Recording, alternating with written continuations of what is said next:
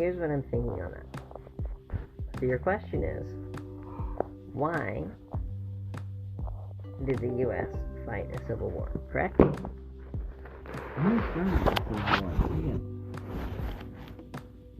I am actually not an expert on Civil War history. I would like to be. It's one of the reasons why I want to go and film a bunch of episodes about the Civil War. Not because I think that the Civil War is something we should celebrate. Yeah, Civil War, yeah, amazing. No. Well, okay, what I do think we should do is honor our history so that we do not repeat it. Now, hold on. Here is what happened as the best of my knowledge at this time. Okay? The southern states said, we want to have slaves. Northern states said, we think you should not have slaves. Okay. And, there are many people who say, oh, well, it was about states' rights, blah, blah, blah, whatever. Now, there were people concerned about overreach of the federal government.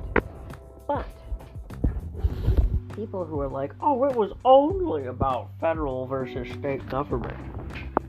Well, then why did they specifically mention slavery as one of the reasons for secession in several of the documents that were filed? Okay. So, now, there were a lot of different issues. It would be like saying, well, the only reason why World War II happened was because of Hitler. No. There was a lot of factors that went into it. Now, Hitler was the biggest factor, but he was definitely not the only factor. Let me get this correct. Okay. And we're going to have to make a podcast about this because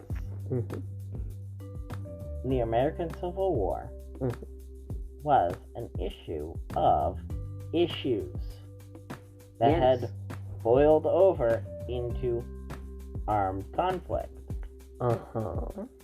So, specifically, issues about money. Unsurprisingly.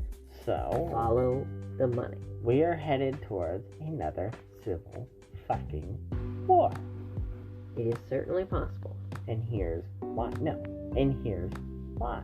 Okay?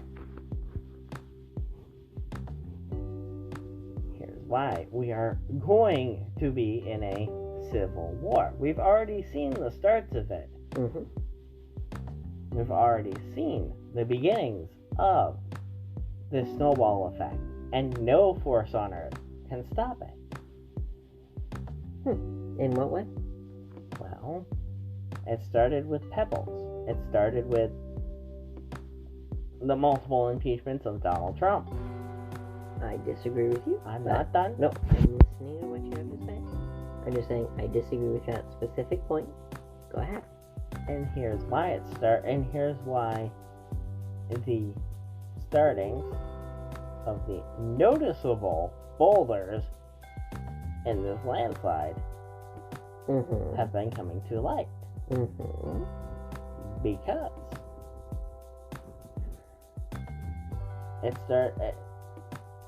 the big hoo-ha-ha started with us noticing the land moving. Because Donald Trump was being attacked day in and day out. A lot of crazy shit happened. The invasion of the Capitol, the fact that the United States is on very, very unfirm ground at this point. Yeah. Which led the floodgates to Russia making their moves. Interesting. Okay. Because the United States is no longer firm and solid. It's as though it's becoming a pudding. Melting.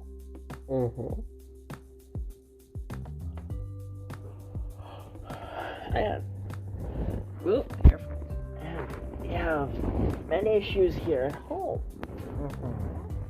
Similar to what happened during the American Civil War. Absolutely we do. Almost to a T. Look no further in the American prison system. Yes. That's just one of the fragments. Yes. That is one of the major dominoes that hasn't fallen yet. Correct. Because that's next on the That's next. Next on the to-do list. Not. That's next on the checklist. Yeah. Absolutely. So people are already talking about secession in many states, which is terrifying. Wow. California has been talking about secession for the past 10 years. Well, it's California.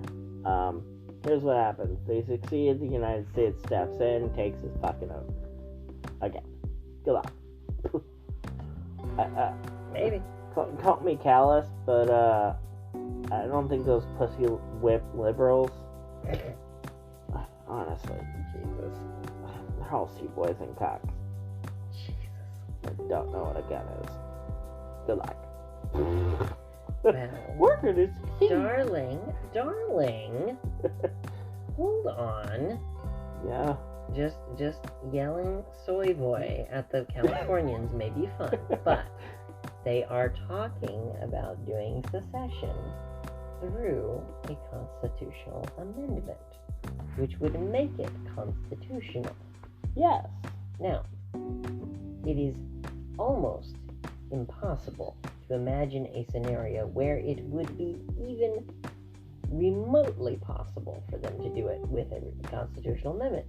But if they did, again, the 1 in a trillion chance of possibility, if they did, it would not necessarily lead to a civil war, because unlike with the secession of the southern states, it would be constitutional. Well, and here's why the National Guard would step in and take it the fuck over. Okay. Because even if it was constitutional, even if it was, even if it was constitutional, and legal for them to do it, that's one of the world's largest shipping ports for the entirety of the United States of America. One of the reasons why they want to secede, because they get a lot more money. Yes. And somehow I don't think Uncle Sam will just let them keep it. Gotta fight. Darling, if it was in a constitutional amendment, then they would not have a choice. Because the Supreme Court, regardless of how many fuckheads are on it, would say it's constitutional.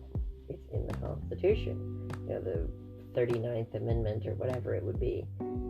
The 39th Amendment says California is allowed to leave without a civil war. It would basically be the text of the amendment, essentially. Yes, and here's some rules lawyering for you. There are terrorists. California has seceded from the Union. Seceded from the Union, led by a terrorist-backed organization. So, in the matter of national security, we are going to do a police. We are going to do a policing program to retain California, to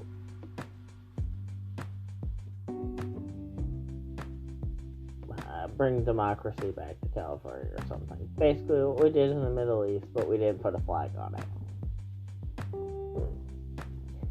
Again, if it is in the Constitution, then the federal government would not have the power to do something like that. It would be like, see, here's the thing, okay? If it is recognized in the Constitution, then it would be the same as invading Canada or invading Mexico to take some of their territory. I would hope that even the most warmongerish of warmongers would not want to do that. Invading a country to take territory is a very bad idea. Look no further than Ukraine.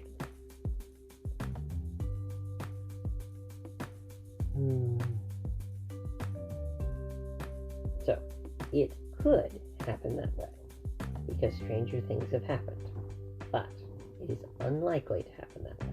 And again, we're talking about a chance of a chance of a chance, because it would, if they get to the point of doing it through a constitutional amendment, if they actually went through with it, and then if the United States wanted to take back the territory, which, considering how crazy that situation would be, I would not be surprised if they didn't want to take back the territory.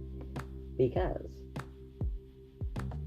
think about this, without California's electoral votes, we would have Republican presidents for the next 1,000 years. And so the Republicans would probably not want to take California back, because it would ensure that we would have a Republican president indefinitely.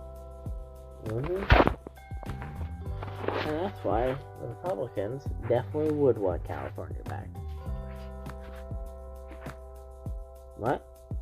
That's why they would want it back? Yeah. What do you mean? To prevent the Republicans from being in power indefinitely. Okay. The Democrats would want it back. To prevent you said the Republicans would want it. You misspoke later. It's okay. The Democrats would want it back to prevent the Republicans from being in the White House indefinitely. Yes. Correct. Yeah. It would also dramatically shift the balance of power in Congress as well, for the same reason. We would have 60 fewer senators, or not senators, representatives, or something like that. I don't remember the exact number, but it's like 50 or 60, if I remember correctly. And most of them are Democratic, such as Nancy fucking Pelosi. Now, yes, as much as we hate California, and California does suck quite a bit. I don't hate the people of California. The state government can go fuck itself.